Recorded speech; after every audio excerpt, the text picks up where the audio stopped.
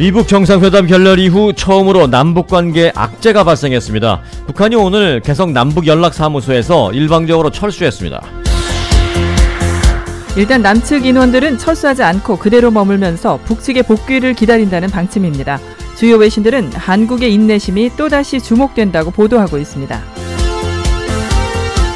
어제까지만 해도 별다른 징후가 없었던 남북연락사무소에서 갑자기 인원을 철수한 북한을 놓고 미국 대신 한국 정부를 압박하는 방식으로 국제사회의 제재 완화를 시도하고 있다는 분석입니다. 북한의 이 같은 대응에 미국은 강경한 입장입니다. 북한에 대한 제재를 회피하는 데 도움을 준 것으로 의심되는 선박 90여 척의 명단을 발표했습니다. 한국 국적의 선박도 포함됐습니다.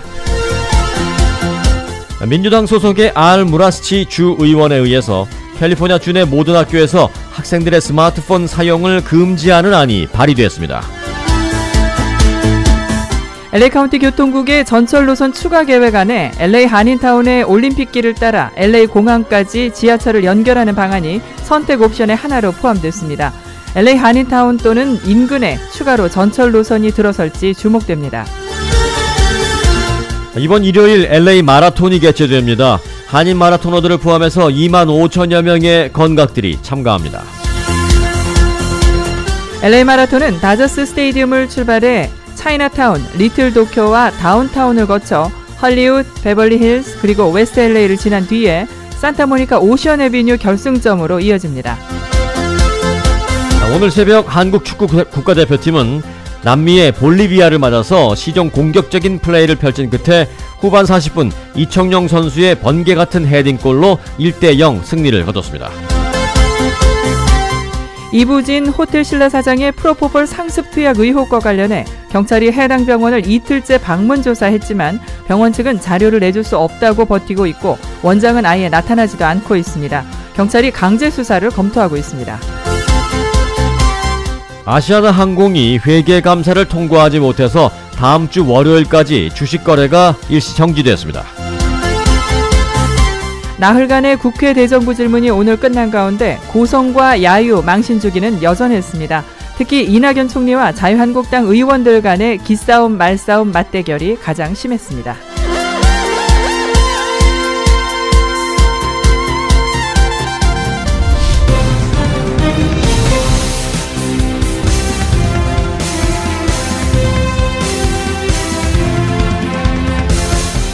여러분 안녕하십니까, 송봉훈입니다.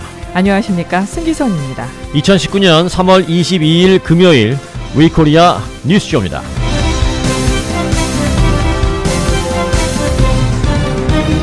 네, 원하는 것만큼 감기지는 않았습니다만 그래도 역시 손흥민이에요. 자, 손흥민의 이 오른발 슈팅을 보기 위해서 오늘 41,117명이 울산군수 축구경기장을 찾아왔고 A매치는 대한민국 5경기 연속 뭔가 변속이 필요할 텐데, 자, 이승관 그렇죠. 가운데로 주고 자, 돌아섰습니다. 손흥민입니다. 두 선수 사이 빠져나오면서 손흥민 벨팍 단축까지 들어와서 뒤쪽 김문환 다시 지금 자, 흘러나오고 있어요. 이청용 스윙만 왼쪽으로.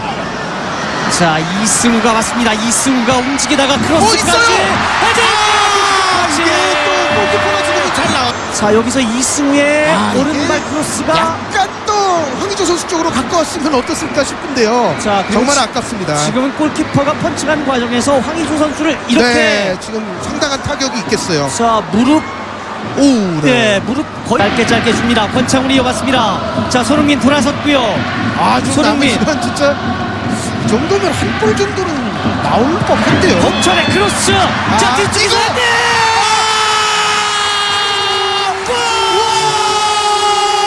이청용의 헤딩골. 이청용 선취 득점 1대0. 후반 40분입니다. 자, 어떻게 보면 약간 예상치 못했던 패턴으로 골이 나왔어요. 기다리던 골이 한 방에 왼쪽 측면의 크로스, 달려들던 이청용의 헤더. 와, 이청용 선수가 머리로 골을 넣습니다. 자, 그렇게 두드렸는데 열리지 않던 볼리비아의 골문이 지금 이 한 방, 이청용의 헤딩 한 방으로 열렸습니다. 네. 자, 골이 나오려면 이렇게 심플하게 간결하게 나오는데요. 이청용 선수의 쇄도가 너무 좋았네요. 지금 크로스도 이거는 상당히 빠른 궤적으로 들어왔기 때문에 자, 볼리비아로서 쉽사리 예측하기가 어려웠고요. 이청용 선수는 정말로 질풍같이 달려들어왔습니다. 이청용 선수의 점프력이 이렇게 좋았었나요? 네, 이청용도 네, 들으신 대로 오늘 새벽에 있었던 한국과 볼리비아와의 친선 경기입니다만은 A매치 국가대표 경기에서 이청용 선수의 번개 같은 헤딩골로 1대0으로 승리했습니다. 승리를 했습니다만은 시종 1관 계속 공격적인 플레이를 펼쳤고 볼리비아의 골문을 계속 두드렸습니다만은 골운도 따르지 않고 해서 계속 어려운 경기를 풀어갔는데 경기 끝나기 5분 전 후반 40분 이청용 선수의 천금 같은 이 번개 같은 헤딩골로 1대0으로 소위 말하는 진땀승을 거뒀습니다. 이로써 한국은 앞서 두 차례 볼리비아와의 평가전에서 모두 0대0 무승부를 거둔 이후에 세 번째 대결에서 드디어 승리를 따냈습니다. 한국 국가대표팀이 소위 벤투호라고 하는데요. 이 벤투 감독이 이끌고 있는 벤투호, 이제 다음 주 화요일 새벽에 서울 월드컵 경기장에서 콜롬비아와 두 번째 A매치를 펼치게 됩니다. 콜롬비아와도 승부가 없습니다. 승리가 없습니다. 콜롬비아와의 경기, 한국보다 훨씬 FIFA 랭킹이 순위가 높은 콜롬비아와의 다음 주 화요일 새벽의 경기에서도 이 한국 승전보를 전해주길 바라겠습니다. 참고로 오늘 손흥민 선수도 출전해서 멋진 활약 보여주었고, 다만 최연소 17세가 안 된 이 이강인 선수도 최연소 국가대표로 이름을 올렸습니다만은 오늘은 출전은 하지는 않았습니다. 콜롬비아전에서 과연 이강인 선수도 손흥민 형과 함께 어깨를 나란히 출전할 수 있을지 주목됩니다. 네, 지금부터는 미국 로컬 소식 이어드리겠습니다. 캘리포니아주에서 학생들의 교내 스마트폰 사용을 금지하는 법안이 발의됐습니다. LA타임스에 따르면 토렌스의 알 무라스치 민주당 의원은 교내 스마트폰 사용이 학생들의 수업을 방해할 수 있는 큰 요소라면서 가준의 모든 학교에서 학생들의 스마트폰 사용을 금지해야 한다고 발의 배경을 밝혔습니다. 무라스치 의원은 이미 많은 교육부에서 학생들의 휴대전화 사용을 금지하고 있다면서 휴대폰에 너무 중독될 경우 사회적으로나 감정적인 부분에도 부정적 영향을 미칠 수 있다고 밝혔습니다. 실제로 팔로스 벌디스 페닌슐라 교육부의 경우 지난달 관련 규정을 도입했습니다. 킨더가든부터 5학년까지는 학교 정규 시간 내에는 반드시 휴대폰을 꺼야 하며 보이지 않게 보관해야 합니다. 그리고 그 외 중고등학생의 경우에는 교사 재량에 따라 수업 목적으로만 스마트폰 사용을 허용하도록 하고 있습니다. 페닌슐라 교육부의 한 관계자는 스마트폰은 학교 수업에 방해되는 것은 물론 따돌림이나 사이버 불링 등을 일으키는 요인이 될 수 있다면서 학부모들도 스마트폰 사용 금지 법안에 찬성하고 있다고 말했습니다. LA 도심에서 LA 국제공항까지 지하철 노선으로 연결되는 LA 메트로폴리탄 교통국의 전철망 확대 방안이 본격 추진되고 있습니다. 교통국의 추가 전철 노선 계획안에는 특히 LA 한인타운의 올림픽 블루버드를 따라서 크랜셔를 거쳐 LA 공항까지 가는 지하철과 전철 노선이 선택 옵션 중에 하나로 포함되어 있습니다. 이 때문에 앞으로 LA 한인타운 또는 인근 지역에 추가로 전철 노선이 들어설지 주목됩니다. 교통국은 한인타운을 비롯한 LA 도심 주요 거점 지역들에서 LA 공항까지를 연결하는 지하철망 추가 건설 본격 추진을 계획하고 있어서 이에 대한 각 커뮤니티 공청회 일정도 이제 시작했습니다. 현재 공사가 진행 중인 크랜셔 라인은 엑스포 라인의 엑스포지션역에서 크랜셔를 따라서 남쪽으로 그린 라인까지 약 8.5마일을 건설해 LA 공항까지 연결하는 것으로 일단 내년에 완공될 예정입니다. 특히 이 추가 노선 계획안 가운데 마지막 계획은 한인타운 한복판인 올림픽 블루버드를 따라서 크랜셔부터 이 벌몬트까지 전철 노선이 올림픽길을 그대로 따라가도록 설계되어 있어서 그 실현 여부가 주목됩니다. 설계가 실제로 이루어져서 공사가 완공된다면 올림픽길에서 전철을 타고 공항까지 갈 수 있게 됩니다. 한인 마라토너들을 포함해 2만 5천여 명의 건각들이 참가하는 제34회 LA 마라톤이 오는 24일 일요일 LA시 전역에서 개최됩니다. 올해 LA 마라톤은 특히 LA 다운타운에서 산타모니카 해변을 연결하는 새로운 코스가 자리 잡은 지 10주년이 되는 해로 다저 스테디움을 출발해 차이나타운과 리틀 도쿄, 또 LA 다운타운을 거쳐 헐리우드, 베벌리 힐스, 웨스트 LA를 지난 뒤에 산타모니카 오션 애비뉴 결승점까지 이어지는 26.2마일 구간에서 예년과 동일하게 열리게 됩니다.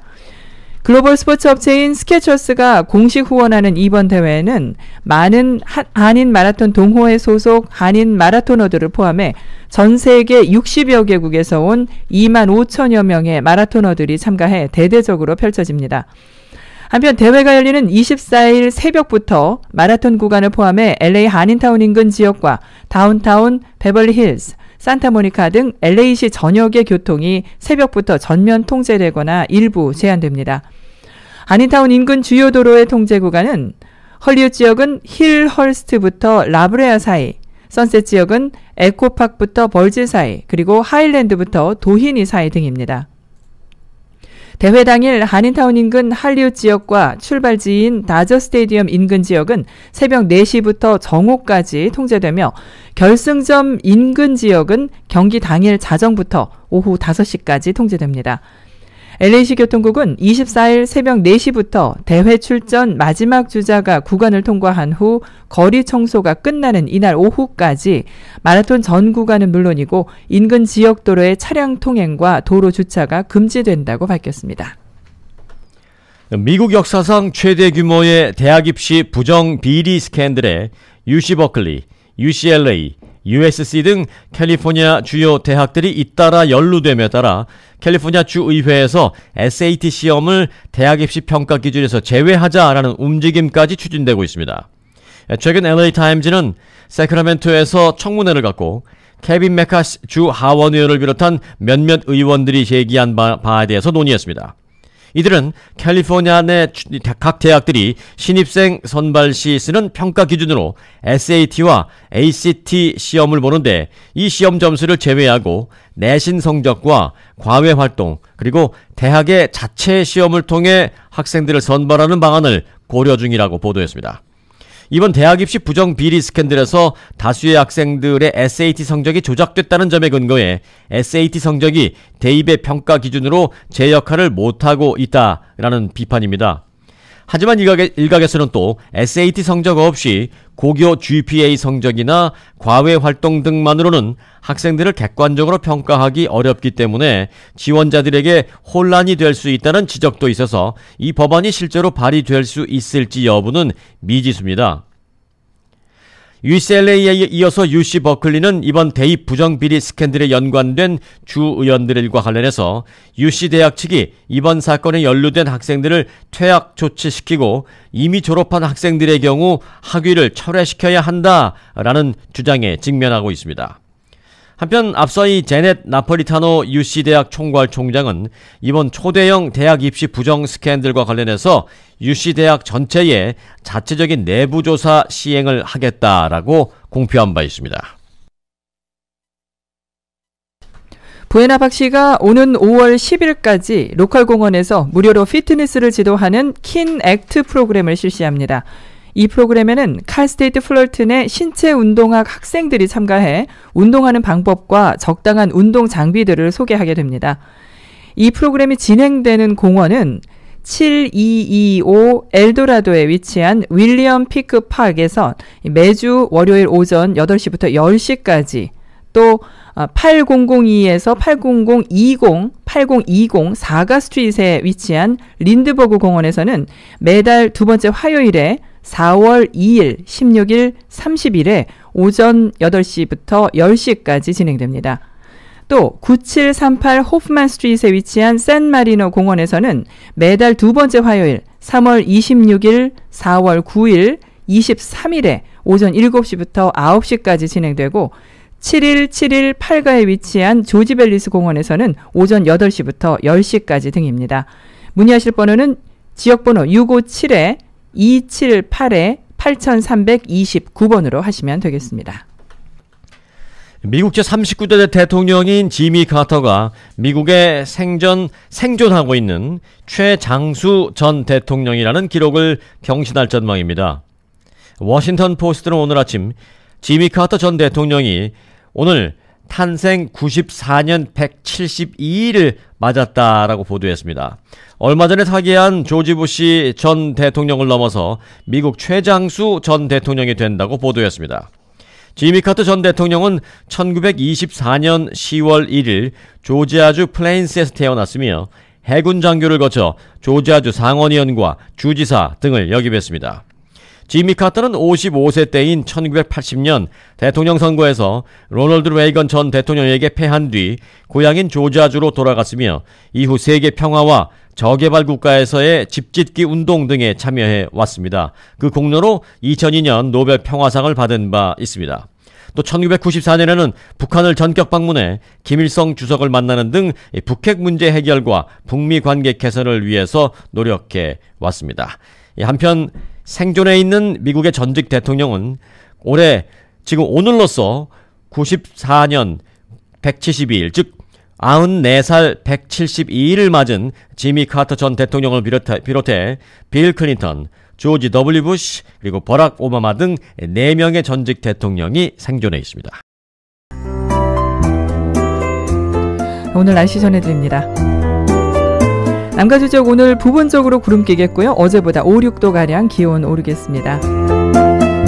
벤츄라의 오늘 낮 최고 기온은 59도, 토렌스 62도, 그 외의 지역은 64도에서 67도의 기온 보이겠고요. 밤 최저 기온은 벤츄라와 다이아몬바, 리버사이드, 놀스리지, 파사데나, 버뱅크 지역은 48도에서 50도, 그 외의 지역은 52도에서 54도입니다. 이번 주와 다음 주에 걸쳐 부분적으로 구름 끼는 날씨가 이어지겠고요. 내일 오후에 놀스리지 인근 20에서 50% 지역에 소나기 오겠습니다. 그리고 일요일은 맑겠습니다. 월요일부터 또다시 구름 끼는 날씨가 될 것으로 예상하고 있는데요. 기온은 토요일인 내일은 오늘과 비슷하다가 일요일에 기온 오르면서 70도를 넘겠고 월요일엔 75도까지 올라갔다가 화요일부터 기온 다시 떨어지겠습니다. 수요일엔 60도 초중반까지 떨어지겠습니다. LA 오늘 낮 최고 기온은 65도, 일요일 70도, 월요일 74도, 수요일 65도입니다. 이상한 날씨였습니다.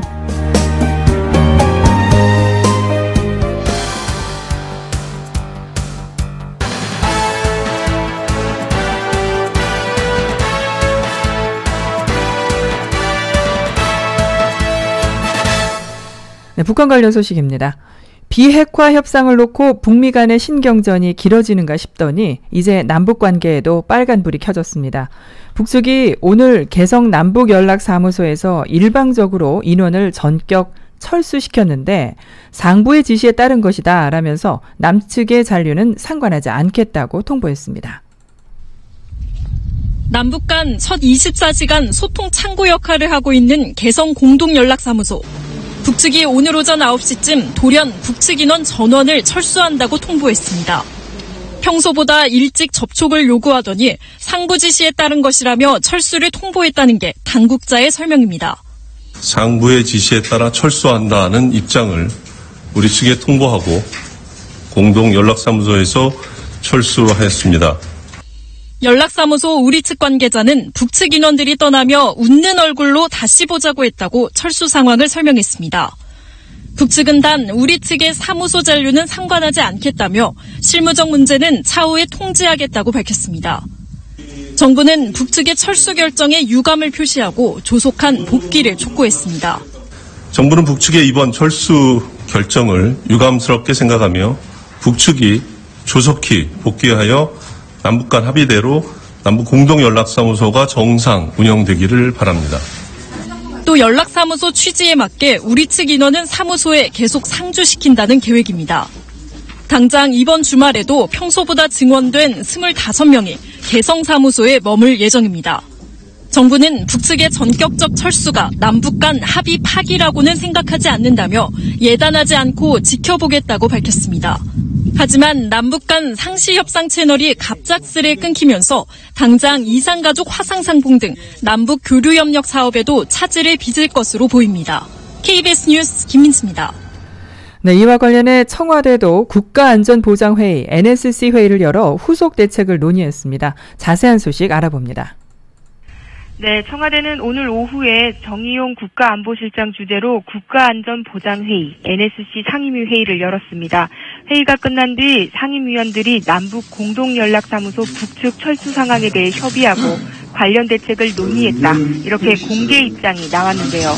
북한의 철수 배경을 분석하고 이 사안이 남북 또 북미 관계 등에 미칠 영향 등에 대해 심도 있게 논의한 것으로 풀이됩니다. 다만 기자들이 오늘 대구 지역 행사에 참석했던 문재인 대통령에 대한 보고 여부와 문 대통령의 반응, 그리고 NSC 회의가 문 대통령 주재로 확대될 수 있는지 등 여러 질문을 했지만 청와대는 더 이상의 입장은 내지 않고 있습니다. 김의겸 청와대 대변인은 통일부에서 정부 입장이 충분히 나갔기 때문에 청와대의 별도 입장은 없다면서 신중한 반응을 보였습니다. 그동안 청와대는 하노이 회담 결렬 이후 기싸움을 이어가고 있는 북미 두 나라에 대해 다시 중재자 역할에 나설 것임을 공개적으로 밝힌 바가 있는데요. 불과 일주일 전에 청와대 고위 관계자는 북미 모두 협상을 지속하려는 뜻을 가지고 있다. 특히 이제는 남북 대화의 차례라면서 남북 접촉을 통해 북미 대화의 불씨를 되살리겠다는 의지를 밝히기도 했습니다. 특히 북측과의 접촉 채널로 대북 특사나 지난해와 같은 방식의 판문점 남북 정상회담 등이 거론됐는데 북측의 이번 대응으로 청와대의 이런 구상에도 상당한 차질이 불가피해 보입니다. 지금까지 KBS 뉴스 김현주입니다. 네, 미국이 북한에 대해서 제재를 시행하고 있는 것 가운데 큰 틀로 보면 두 가지죠. 하나는 김정은 개인의 호화 생활에 대한 제재. 이 제재가 아마 효과가 있을 것이다 라는 생각을 하고 있는 것이고요. 또 하나는 각종 원자재가 군사적으로 도용될 것을 우려해서 그 부분에 대한 제재는 꾸준하게 하고 있습니다. 자, 미국은 중국 해운사의 자산을 동결하고 거래를 금지시켰습니다. 한 해운사에 해당됐는데 바로 이 김정은 위원장의 전용 차량 번호판 없는 머세디스 벤츠를 실어 나른 것으로 알려진 그 중국 해운사에 대한 거래를 금지시켰습니다. 이게 이제 첫 번째에 해당될 거고요. 두 번째는 한 한국 유조선이 북한에 몰래 석유를 옮겨줬다는 의혹도 제기됐습니다. 이게 두 번째에 해당될 것입니다. 미국은 이 추가 제재로 북한을 더 압박하는 모습입니다. 지난주 공개된 유엔 대북제재위원회 보고서에 실린 김정은 위원장의 번호판 없는 벤츠 사진입니다. 지난해 싱가포르와 베이징, 평양 정상회담에서 탔던 차량들입니다. 사치품 수입 금지를 위반해 구입했다고 했습니다. 미국 재무부는 21일 유엔 제재위가 이 벤츠들을 운송했다고 지목한 중국 해운사 랴오닝 단싱을 독자 제재했습니다. 미국 내 자산을 동결하고 거래 금지를 조치했습니다. 유럽 주재 북한 관리들이 정권을 위한 물품 구매를 기만적 수법으로 도왔다고 했습니다. 불법 환적주의보에선 북한 유조선과 환적이 의심되는 선박으로 한국 유조선 루니스호의 이름도 공개했습니다. 부산 A해운사 소속 석유화학 제품 운반선입니다. 불법 환적 선박들의 기항지로 부산, 광양, 여수항도 포함했습니다. 감시를 강화해달라는 겁니다. 외교부는 한미가 작년 하반기부터 예의주시하던 선박이라며 유엔 결의안 위반 여부를 철저히 조사하겠다고 밝혔습니다. 이번 재무부의 지침에 대해 국내 업계에 주의를 촉구할 예정이라고도 했습니다. 김정은 위원장의 벤츠를 겨냥할 만큼 미국의 전략은 북한을 빅딜 협상에 복귀시키기 위해 제재 압박의 강도를 높여가겠다는 겁니다. 하지만 북한도 버티기에 나설 가능성이 크기 때문에 당분간 긴장 상태가 계속될 것이라는 우려도 나옵니다. 워싱턴에서 JTBC 정효식입니다. 이부진 호텔 신라 사장이 프로포폴을 상습 투약했다는 의혹을 들여다보는 경찰이 이틀째 관련 자료를 확보하지 못하고 있습니다. 투약 장소로 지목된 성형외과가 영장 없이 진료 기록을 넘길 수 없다면서 제출을 거부하고 있는 것인데요. 경찰은 압수수색 영장을 신청하는 방안을 검토하고 있습니다. 경찰이 빈손으로 병원 건물에 빠져나옵니다. 오늘 통화해보셨나요? 통화 어제 했어요. 뭐라고 하실까요? 제출하겠다고. 경찰은 이부진 사장이 프로포폴을 상습 투약했다는 의혹이 불거지자 어제 긴급 현장 조사에 나섰습니다. 하지만 병원 측은 원장이 출근하지 않았다는 이유를 들어 진료기록부와 마약류 관리 대장을 제출하지 않았습니다. 경찰이 오늘 다시 조사를 나갔지만 이번에도 자료를 확보하지 못했습니다. 병원 측은 오늘도 자료 제출을 거부하고 보건소가 발부한 조사 명령서에도 따르지 않았습니다. 합동점검이 시작된 지 24시간이 넘었지만 경찰과 병원은 대치 상태를 이어가고 있습니다. 경찰은 해당 병원에 대한 압수수색 영장을 신청하는 방안을 검토하고 있습니다. 언론에 처음 의혹을 제기한 제보자도 접촉할 계획입니다. JTBC 홍지용입니다. 클럽 버닝썬 폭행 시비가 가수 정준영 씨로 번지더니 이제는 정준영 씨와 관련된 피해자들을 향한 2차 가해도 심각한 문제로 떠오르고 있습니다. 이런 가운데 학생들을 가르치는 교수들이 정 씨를 감싸거나 피해자를 비하하는 말을 해서 논란이 되고 있는데요. 서울의 한 사립대에서는 초빙 교수가 수업을 하다가 피해자들을 향해 연예인에게 환장하고 달려드는 여성들 이렇게 말을 해서 논란이 일고 있습니다. 지난 20일 서울의 한 사립대에서 초빙 교수인 A씨가 교양 수업을 하다 예시를 듭니다. 연예인이라는 가베지를 활용해서 환장하고 달려드는 일부 여성들 성적으로 농간하고 차별하면서 학생들을 향해서도 말을 합니다. 엄청난 안도를 따라옵니다. 누구나 권력을 가졌다라고 해서 거기에 미치거나 환장하거나 이렇게 하지 말라는 거야. 듣다 못한 학생들이 문제를 제기했습니다. 피해자에게 책임을 전가하는 좀 문제의 소지가 있는 발언이 아닌가 하는 생각이 들거든요. 하지만 교수는 자신의 말을 이어갔습니다. 밥을 좋아하는 건 이해가 되지만은 정신적 가치 같은 것을 염두에 두면서 처신 같은 것을 좀 더 바르게 하면 좋을 텐데 이런 말이에요. 학생들은 교수가 2차 가해를 했다고 주장했습니다. 피해자가 분명히 있는 상황에서 그 피해자에게 책임을 전가하는 2차 가해이기 때문에 일단은 제일 큰 문제가 되고 취재진은 입장을 묻기 위해 해당 교수에게 여러 차례 연락했지만 닿지 않았습니다. 학교 측은 모든 강의 내용을 파악하는 건 어렵다며 사실관계를 파악하는 대로 조치를 취하겠다고 밝혔습니다. 최근 다른 대학교에서도 교수들이 정준영 씨를 두둔하거나 피해자들을 비하하는 등의 발언을 하면서 물의를 빚고 있습니다. JTBC 연지환입니다. 네, 가수 승리가 소속됐던 YG 엔터테인먼트로도 불똥이 튀었죠. 이 YG 엔터테인먼트는 탈세 혐의로 특별 세무조사를 받았습니다. 이렇게 이딴 악재와 책임론 속에서도 YG는 오늘 양현석 씨의 동생 양민석 대표를 사내 이사로 재선임했습니다. 그런가 하면 국세청은 버닝썬 사건을 계기로 유흥업소 21곳에 대해서도 일제히 세무조사에 들어갔습니다. YG 엔터테인먼트 양민석 대표가 주주총회장에 들어가기 전 카메라 앞에 섰습니다. 소속 가수였던 승리의 버닝썬 사건 연루 의혹 등에 대해 입장을 내놨지만 명쾌하진 않았습니다. 본 사안에 대해서 매우 엄중하게 생각하고 있습니다.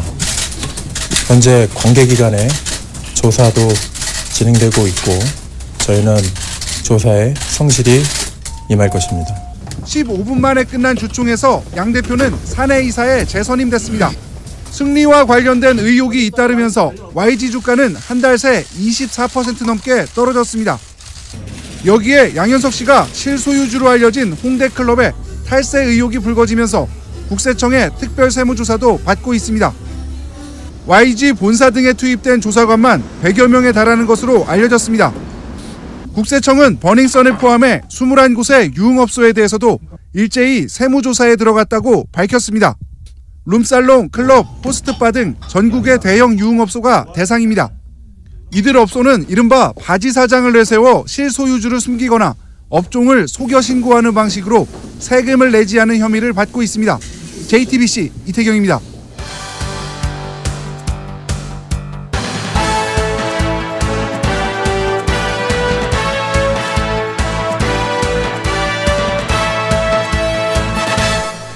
이 시간은 위코리아 실리콘밸리 지사의 마이크 홍 지사장이 보내온 실리콘밸리 소식입니다.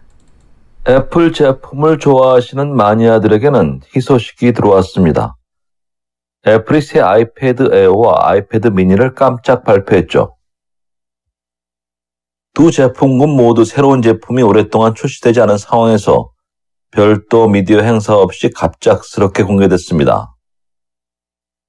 애플은 지난 18일 10.5형 아이패드 에어와 7.9형 아이패드 미니를 선보였습니다.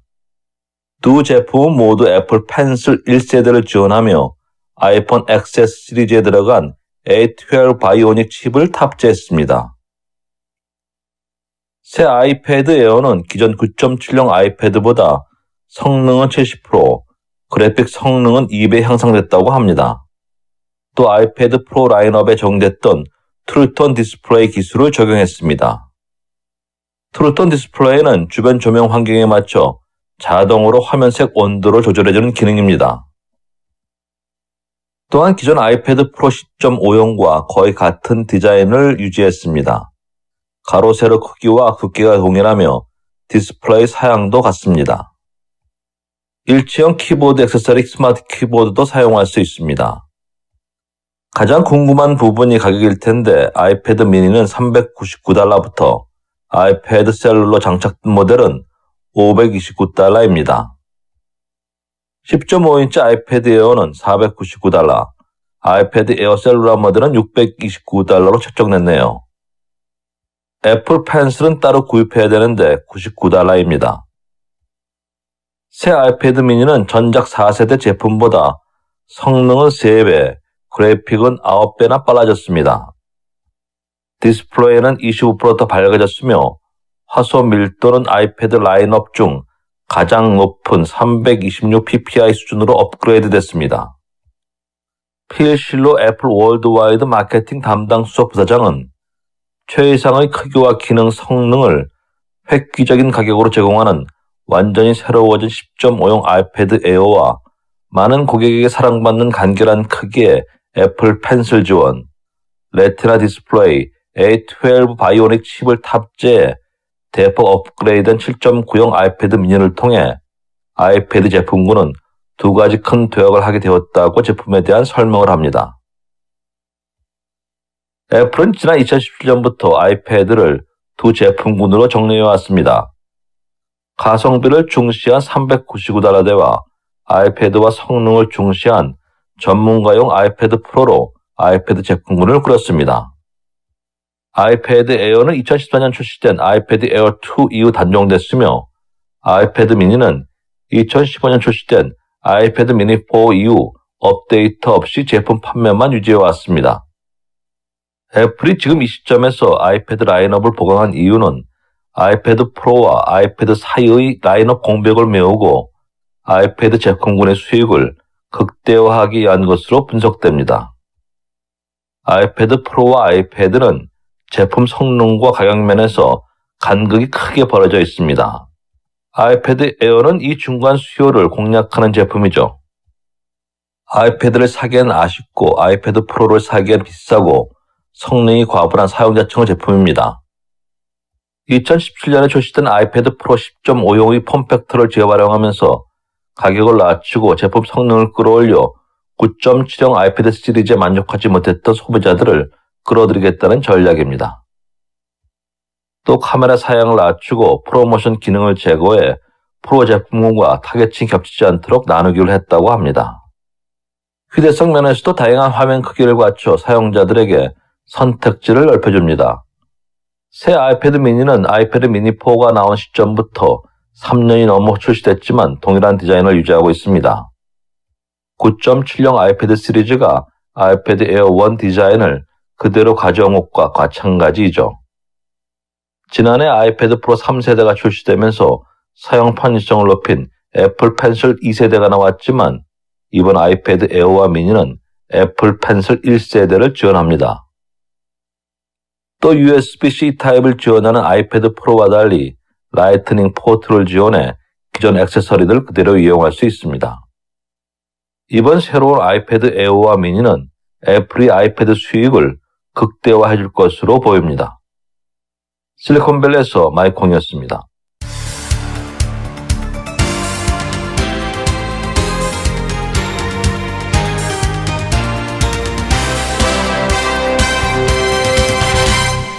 네, 문재인 대통령 딸과 사위가 현재 태국으로 이주해서 살고 있죠. 이런 부분과 관련해서 일각에서는 야, 대단하다. 현직 대통령의 딸이 욕심 다 버리고 아예 아버지의 국정 운영을 편안하게 해주기 위해서 다른 나라로 이주해서 사네 라고 판단하실 수도 있고요. 또 일각에서는 상당히 이해할 수 없다. 이례적인 일이다. 현직 대통령의 딸이 태국과 다른 나라에서 살면 경호는 당연히 해야 되기 때문에 경호나 이런 문제에 있어서 국민들의 세금이 더 낭비되는데, 또 하나는 자녀 교육을 위해서라면 미국이나 캐나다를 갔을 텐데 왜 태국을 갔을까? 또 하나는 무슨 사업을 위해서 갔다라면 사업에 근거가 있을 터인데 그것도 아닌 것 같고 도대체 이유가 뭐지? 라고 또 의심의 눈초리를 보내는 사람들도 분명 있을 것입니다. 자, 이런 부분과 관련해서 국회 대정부 질문에서 오늘 자유한국당 의원이 이낙연 국무총리에게 질문을 했습니다. 주고받는 공방전도 좀 있었는데요. 잠시 들어보겠습니다. 예, 총리님, 그 대통령의 딸이 해외로 이주한 것이 아이를 국제학교 보내기 위한 것입니까? 남편 취업 때문입니까? 아니면 미세먼지를 피하기 위해서입니까? 제가 아는 바가 없습니다. 이 전번에도 말씀드린 것처럼 위법에 문제가 없는 한 사생활은 보호될 필요가 있다고 생각을 합니다.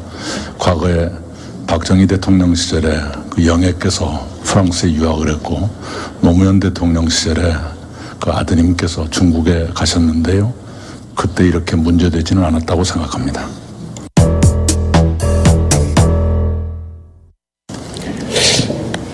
예, 총리님, 그 대통령의 딸이 해외로 이주한 것이 아이를 국제학교 보내기 위한 것입니까? 남편 취업 때문입니까? 아니면 미세먼지를 피하기 위해서입니까?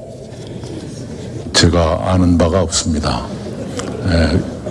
이 전번에도 말씀드린 것처럼 위법에 문제가 없는 한 사생활은 보호될 필요가 있다고 생각을 합니다. 과거에 박정희 대통령 시절에 그 영애께서 프랑스에 유학을 했고 노무현 대통령 시절에 그 아드님께서 중국에 가셨는데요. 그때 이렇게 문제되지는 않았다고 생각합니다.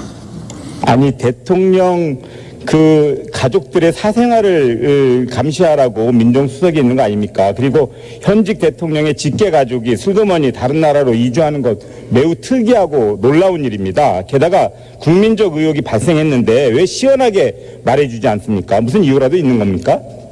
네, 거듭 말씀드리지만 위법 탈법이 있다면 그것이야 민정수석의 소관의 업무가 되겠지만 일반적 사생활은 그런 대상이 아닌 것으로 알고 있습니다. 예, 청와대의 건의에서 밝히라고 하세요.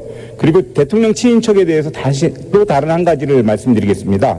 총리님 혹시 문재인 대통령의 그 동서인 김모 교수를 알고 계십니까? 네, 처음 듣습니다. 김정숙 여사의 친동생 남편인데 이 김모 교수가 작년 초에 모 대학으로 이직을 했습니다. 이 학교는 교육부 평가 부실대학 분류 대상으로 선정되었다가 김모 교수의 영향으로 정상대학행 막차를 탔다고 하는 언론 보도가 있었는데 알고 계십니까? 이 보도도 처음 봅니다. 자, 이제 한 달 됐는데요. 이상한 것은 언론 보도가 난 뒤에 한 달이 넘도록 교육부도 청와대도 대통령 친인척에게 제기된 이 의혹에 대해서 확인조차 안 해주고 있습니다. 문제 있지 않습니까? 예, 문제가 있었다면 밝혔으리라 봅니다만 그러지 않았기 때문에 조용하지 않았나. 아니요, 사실이 아니라면 정정보도나 언론중재위원회에 제소를 해야 되는 거 아닙니까? 근데 그것도 안 했는데요? 뭐 어떤 판단이 있었으리라 생각합니다. 저는 잘 모르겠습니다. 총리님, 국민의 의혹을 명쾌하게 해명을 하고 문제가 있다면 문제의 싹을 미리미리 자르는 것이 총리님의 또 역할이기도 하고 대통령을 위해서도 좋다고 생각합니다. 그렇게 하시겠습니까? 네, 대정부 질문에서 이낙연 총리에 대한 자유한국당 의원의 질문 그리고 이낙연 총리의 답변 부분 가운데 일부 내용 함께했습니다. 네, 들으신 것처럼 나흘간의 국회 대정부 질문이 오늘 끝났습니다. 국회의원들 모습이 이번엔 좀 달라질까 매번 기대하지만 이번에도 역시 고성과 야유, 망신 주기는 여전했습니다. 네, 이런 가운데 나흘 내내 출석한 이낙연 총리와 자유한국당 의원들의 맞대결이 주목을 받았습니다. 자유한국당 의원들은 거세게 몰아붙였습니다. 문재인 정권은 촛불을 훔친 촛불 도둑 정권이라는 말 들어보셨습니까? 그야말로 경포대 시즌2가 시작됐다 이런 얘기 나옵니다. 시즌1보다 더 블록버스터급입니다. 이낙연 총리는 대체로 방어적이었지만 가끔은 반격도 가했습니다. 총리님의 모든 발언은 속기록에 남습니다. 지금처럼 하시면 저도 기억합니다. 말씀으로 해주십시오. 네, 의원님 발언도 그렇습니다. 그 고장난 레코드 같은 답변은 이제 그만하시고요. 고장난 레코드 여기 세워주신 이유는 뭡니까? 경제 문제에 있어서는 특히 공방이 뜨거웠습니다. 다 전 정부에서부터 이루어진 일이에요. 그렇기 때문에 이런 부분을 가지고 현 정부의 취재인 것처럼 포장해서 국민들을 호도하는 것은 잘못되었다. 이전 정부에서부터 누적돼 왔던 것들도 있을 것 아닙니까? 그걸 죄다 부정하고 온통 니들 탓이다 라고 말씀하시는 것도 다소의 무리가 있는 것 아닙니까?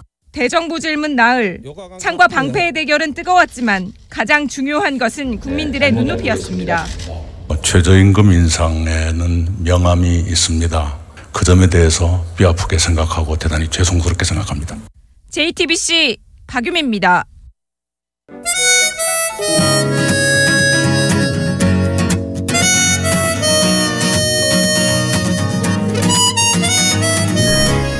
네, 지금까지 진행의 승기선, 송봉훈이었습니다. 고맙습니다.